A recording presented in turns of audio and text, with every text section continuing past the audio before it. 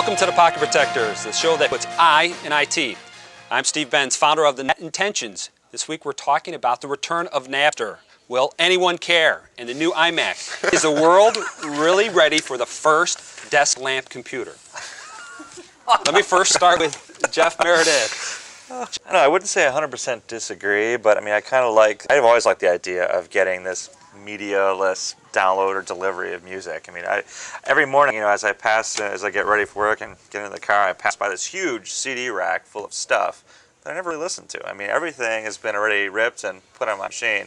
I like to be able to carry that stuff with me. And for me, I think it's a great idea, and I would certainly spend, I've got a price point in mind that I'd spend per month to have. What's that?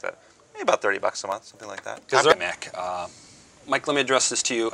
Being the author of Professional Java Data, I want to make sure I get that in. You've got falling numbers from 8 billion to 6 billion. Does Macintosh really matter in this marketplace now? Oh, I think it does. There's a lot of rabid Macintosh owners, users, zealots, everything out there. They love these machines, and I've certainly had experience with these machines. I had a few at home myself, and I'll agree that revolution might be a bit quite an exaggerating word to use, but I will say that it is very revolutionary. That's a good word, I think, to describe it. Considering the convergence of a lot of new technologies that have come out in the past. DVD, Firewire, LCD flat panels, and it puts them all together in a nice, reasonably priced package.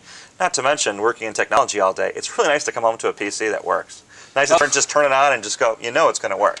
Now you talked about what a lot of users or a lot of people have Macintosh. How many really is that? It sounds like it's less than 3% in the marketplace. So. It's hard to say, at least in the offices that I have experience working in. I mean, there's still always a population. I wouldn't say 50-50, maybe 25%, 75% PC users. Are you using a Mac server? You got a Mac server? No. But there's also a distinct... Going to happen this year? Well, I certainly hope so. Yes. Yes. Yes. They're screaming in our ears. Yes. Obviously, we have proof technology here in the show and the way it's transmitted, but also with broadband internet and other things of that sort, the delivery mechanism and the pipe has been a lot larger. I'm going to assume that those technologies are going to be taking off. I wouldn't say enamored, but I think this is an awfully interesting little tool. This is what's known as a disk on key. It's basically an 8 megabyte storage device with a USB connector. So any computer, this be a Macintosh or a PC, I believe running NT 2000, ME, or even any of the Mac OSs, can mount this as a drive on the OS. And they come in 8 megabyte, 16 megabyte, 32 megabyte, on up to almost a gig of storage. There are other vendors that sell the larger ones. This particular vendor only sells up to about 32 meg. Okay. And what's really nice, and the reason why I bought this one in particular, is that it requires no drivers. You basically just plug it in and it does work automatically. There's nothing else to install. Now, what can we expect that to cost? This costs about $40. This one in particular, this is an 8 meg. The 128 meg, I think, is for about $150. And the 1 gig is about $1,000.